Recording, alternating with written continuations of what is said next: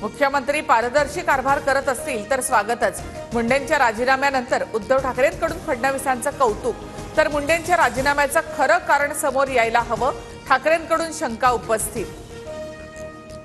मुख्यमंत्री फडणवीसांच्या विरोधात हक्कभंग आणणार, मुंडेंच्या राजीनाम्याची माहिती फडणवीसांनी सभागृहात न देता थेट माध्यमांना दिली, काँग्रेस नेते नाना पटोले यांचा आरोप। धनंजय मुंडेंच्या जागी आता छगन भुजबळ यांची सरकारमध्ये एंट्री होणार असल्याची चर्चा, मुख्यमंत्री फडणवीस आणि उपमुख्यमंत्री अजित पवारांमध्ये चर्चा, सूत्रांची माहिती।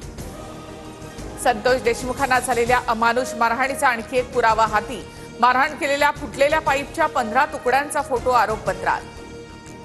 मुंडेंचा फक्त राजीनामा घेऊन चालणार नाही, हत्या प्रकरणातील सर्वांना फाशी झाल्याशिवाय आम्ही शांत बसणार नाही, भाजप आमदार सुरेश धस आक्रमक।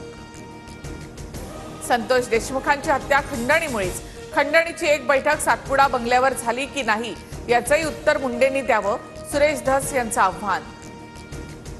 धनंजय मुंडेंना सहआरोपी करा, मुंडेंवर 302 चा गुन्हा दाखल करून जेलमध्ये टाका, मनोज जरांगे यांची मागणी।